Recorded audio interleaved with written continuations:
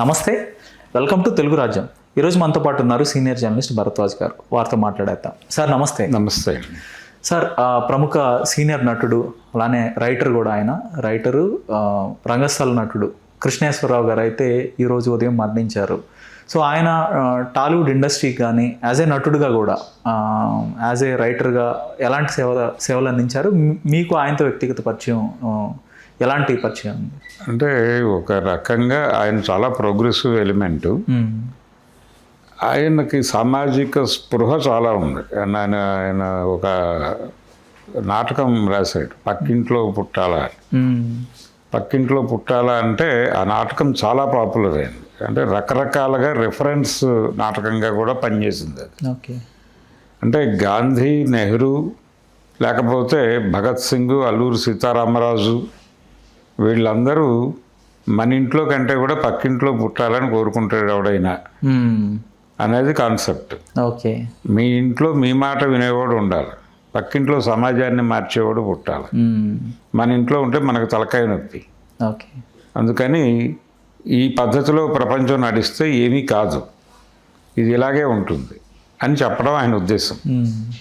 ఆ నాటకం ద్వారా ఆయన ఆ సందేశాన్ని ఇచ్చాడు. అలాగే ఆయన రంగస్థల రచన, ఆయన రైటరు, ఆయన నాటకాలు రాసేవాడు. పొన్నూరు కళామండలి అక్కడి నుంచి మొదలైంది. ఆర్ఎంపీ డాక్టర్ ఆయన. ఓకే. పొన్నూరు. ఓకే. పొన్నూరు గుంటూరు జిల్లా. ఆయనకి తెనాలి, గుంటూరు, పొన్నూరు ఈ లింకులన్నీ ఉన్నాయి. ఓకే. వాళ్ళ సిస్టర్ ఇంట్లో ఉంటున్నాడు ఆయన ఇప్పుడు అక్కడ గుంటూరులో ఉన్నారు. ఓకే. అయితే ఈ ప్రయాణంలో భాగంగానే ఆయన రంగస్థలం మీద ఆడిన ఒక నాటకం చూసి ప్రభాకర్ రెడ్డి గారు ఆయన్ని సినిమాల్లోకి తీసుకొచ్చాడు. ప్రభాకర్ రెడ్డి గారే ఆ రోజుల్లో గణేష్ పాత్రని కూడా సినిమా రంగంలోకి తీసుకొచ్చింది ఆయనే.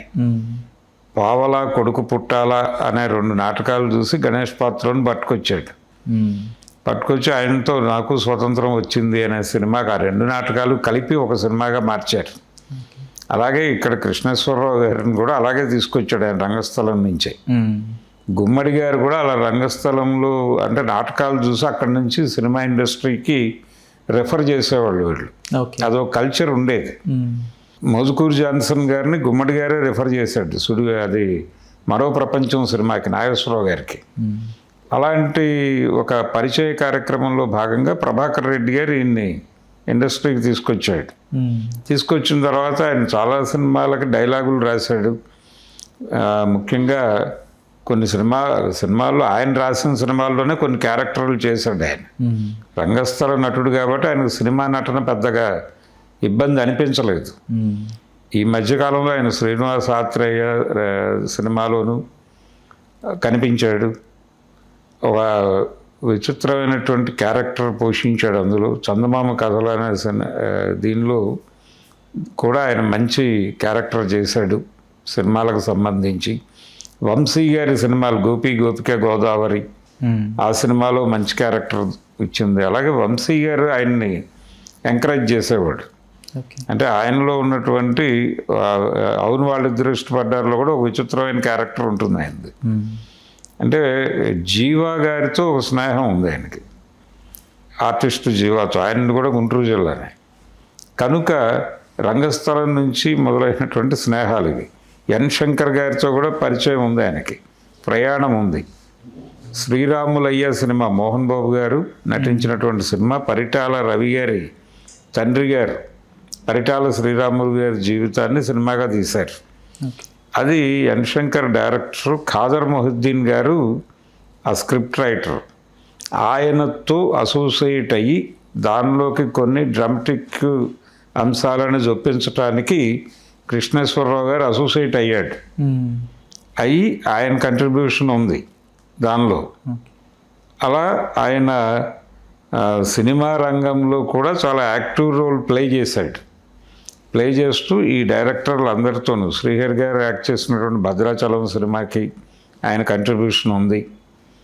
ఈ ప్రయాణంలో ఆయన గత కొంతకాలంగా ఇక్కడ ఉండటం లేదు, హైదరాబాద్ వదిలిపెట్టేసి వెళ్ళిపోయాడు ఆయన.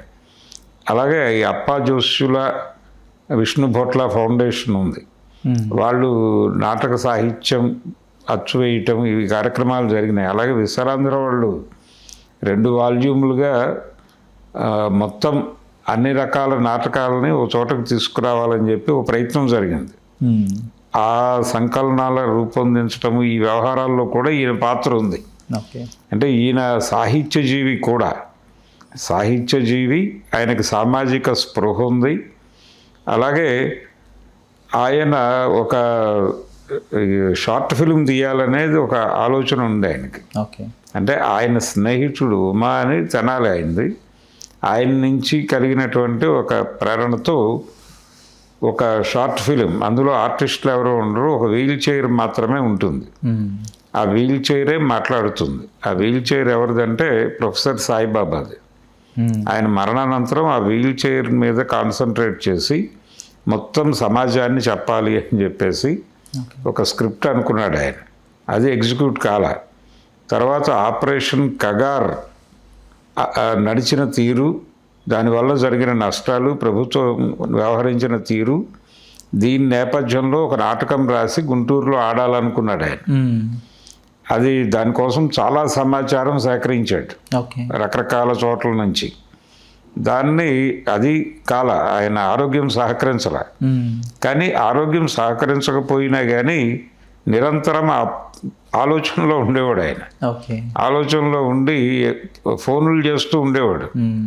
చేసి ఇది ఎలా జరిగింది, అది ఎలా జరిగింది అనే సమాచారం తెప్పించుకునేవాడు. మీ నుంచి సేకరించేవాళ్ళ సమాచారం కొంత, అంటే దీనికి సంబంధించి ఆ చివరి రాయాలనుకున్న కగార్ ఆపరేషన్కి సంబంధించిన నాటక రచనలు ఆయన పార్టిసిపేట్ చేయమని అడిగాడు. నేను కొంత సమాచారం ఇచ్చేవాడిని ఆయనకి. అంటే నా అభిప్రాయాలు చెప్పేవాడిని ఇలా అని. ఆయన దాన్ని రాసుకునేవాడు. నేను ఒకసారి వెళ్ళి కలిసి వచ్చాను ఈ మధ్య గుంటూరులో, వాళ్ళ సిస్టర్ ఇంట్లో ఉంటే కలిసాను. ఆ సందర్భంగా దాదాపు 3 hours పైన నడిచింది చర్చ. ఎక్కడ ఆడాలి, ఎలా ఆడాలి అనేది కూడా ఆయనకు ఒక డిజైన్ ఉంది. ఇది చేద్దామండి, మీరైతే ముందు రాసేయండి, మనం గుంటూరులోనే ఆడదాం అని అన్న తర్వాత ఆ పని మొదలుపెట్టాడు ఆయన. మొదలుపెట్టాడు కానీ ఆయన ఆరోగ్యం సహకరించే పరిస్థితిలో లేదు. అందుకని ఆయన కంప్లీట్ చేస్తే బాగుండు అనుకుంటూ వెళ్ళాం కానీ కాల. ఇలా ఈరోజు ఎర్లీ మార్నింగ్ ఆయన కన్ను మూసాడు. గుంటూరు జిల్లాలో జరిగినటువంటి వామపక్ష ఉద్యమాలన్నిటితోనూ ఆయనకు ప్రయాణం ఉంది. అలాగే విప్లవ రచయితల సంఘము, ఈ యాక్టివిటీసు, వీటన్నిటి పట్ల ఆయనకు ఒక ప్రయాణం ఉంది. ఆయన ఎప్పుడూ ఇన్సైడర్గా వెళ్ళలేదు కానీ ఈ పాయ అవసరమైన పాయ అని ఫీల్ అయ్యాడు ఆయన. ఫీల్ అయ్యి దీన్ని మనం పట్టుకోవాలి అనుకున్నట్టు సినిమా పరిశ్రమలో కూడా దాన్ని రిప్రజెంటేషన్ ఎవరైతే ఉంటారో వాళ్ళతో అసోసియేట్ అయ్యే ప్రయత్నం చేశాడు. అలా కాకుండా ఆయన అదర్ సైడ్ వెళ్ళింది వంశీ గారితోనే. వంశీకి ఆయన్ని కనెక్ట్ చేసిన వాడు జీవా. గుంటూరు బ్యాచ్, జీవా కూడా గుంటూరు. అలా కనెక్ట్ చేశాడు. ఈయన తీసుకెళ్ళి వంశీ గారికి తగిలించాడు. ఈయన టాలెంట్ చూసి వంశీ గారు తన సినిమాల్లో వాడుకోవటం మొదలు పెట్టాడు. దాదాపు ఎన్ని సినిమాలు చేశారు సార్ వంశీతో ఆయన? కృష్ణేశ్వరరావు గారు 3-4 సినిమాలు చేశాడు. ఒకటి అదే అవును పెళ్ళంట. లేదు అవన్నీ కాదు, అది వేరే జంజాల గారి సినిమా. ఆయన చేసింది అవును వాళ్ళిద్దరూ ఇష్టపడ్డారు. ఆ తర్వాత గోపిక గోదావరి ఇంకో సినిమా అంతవరకే చేశాడు. దొంగరాముడు అండ్ పార్టీనో ఏదో ఇంకో సినిమా చేశాడు. అల్లరి నరేష్తో కూడా ఒక సినిమా చేసినట్టు. అంటే తక్కువే చేశాడు ఆయన. సినిమాలు అనేది ఆయన ప్రోగ్రామ్ కాదు, రైటర్గా పనిచేశాడు. రైటర్గా పనిచేస్తూ నాటక అనుభవం ఉంది కాబట్టి ఆయన నటన పాత్రలు కూడా చేసేవాడు. ఆయన క్యారెక్టర్ చేశాడంటే అదొక ముద్ర వేసినట్టుగానే ఉండేది. అలా ఒక స్పెషల్గా కనిపించేవాడు ఆయన తెర మీద. అందుకని చాలామంది గుర్తుండిపోయాడు ఆయన. ఆయన చేసిన సినిమాలు తక్కువే కావచ్చు కానీ నటుడిగా గుర్తుండిపోయే పాత్రలే చేశాడు ఆయన. అందుకని కృష్ణేశ్వరరావు గారి రంగస్థలం మీద ఆయన చూపించినటువంటి ప్రతిభ, అనేక అవార్డులు తీసుకున్నాడు ఆయన. ఆయనని రంగస్థలం మీద గుర్తుపట్టని వాడు లేడు. అలా ఒక ప్రభ ఆయన రంగస్థలంలో. అంటే గుంటూరు జిల్లా నుంచి రంగస్థలం మీద వెలిగినటువంటి ఒక వెలుగు. మ్మ్. అంటే సార్ రంగస్థలం లేదంటే ఆ రంగానికి సంబంధించి గుంటూరు ఒక కేంద్రంగా చెప్తుంటారు. గుంటూరు కాదని తెనాలి ఎక్కువగా ఆ నటులు రావటం కానీ లేదంటే అక్కడ ఎక్కువ నాటక ప్రదర్శన జరగటం కానీ ఇలాంటి. తెనాలే సెంటరు. ఓకే. గుంటూరులో ఈ అంటే ప్రజానాట్య మండలి వీటితో కూడా ఒక ప్రయాణం ఉంది ఆయనకి. ఓకే. ఆ ప్రయాణంలో భాగంగానే ఈ ప్రోగ్రెసివ్ ఐడియాలజీ దీంతో ఆయన ప్రభావితం కావడం, చదివేవాడు విస్తృతంగా. ఓకే. చదివి వాటిని ఎలా ఫిక్షన్లోకి నడపాలి అనేది ఆలోచించేవాడు నిరంతరం. ఆ నిరంతర ఆలోచన నిజానికి ఆయనతో ఒక బ్రాడ్ ఇంటర్వ్యూ చేయాలి, ఆయన ఎక్స్పీరియన్సెస్ అన్నీ అని అనుకున్నారు, కానీ అది వర్కౌట్ అవ్వలేదు. ఓకే. అవ్వలేదు, నేను కూర్చుని మాట్లాడలేను అని చెప్పాడు ఒక దశలో ఆయన. ఓకే. ఆయన ఇక్కడ హైదరాబాద్లో యాక్టివ్గా ఉన్న రోజుల్లోనే ఆ పని జరిగి ఉండాల్సింది. ఎప్పుడు సార్ ఆయన ఇన్యాక్టివ్ ఎప్పుడు అయ్యారు? ఆయన టోటల్గా ఒక 5-6 ఇయర్స్ బ్యాక్ వెళ్ళిపోయాడు. ఓకే. వెళ్ళిపోయి పూర్తిగా గుంటూరులోనే ఉండిపోయాడు. ఆరోగ్యం సహకరించి అంతే, అనారోగ్యం, వయస్సు రీత్యా ఇక వచ్చినటువంటి ఇబ్బందులు. అయితే ఆ వీల్ చైర్ అనేది ఏమిటో ఆయన బలంగా ఫీల్ అయ్యాడు. కెమెరా పెట్టి ఆ వీల్ చైర్ తన అంతరంగాన్ని చెప్పుకుంటుంది. ఓకే. నిన్నటిదాకా ఆయనతో అసోసియేషన్లో నుంచి మాట్లాడుతుంది.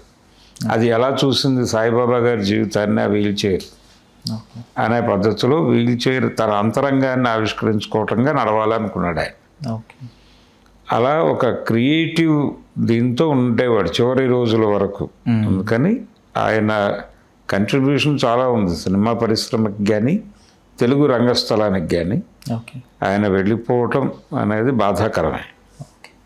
ధన్యవాదాలు సార్. Thank you.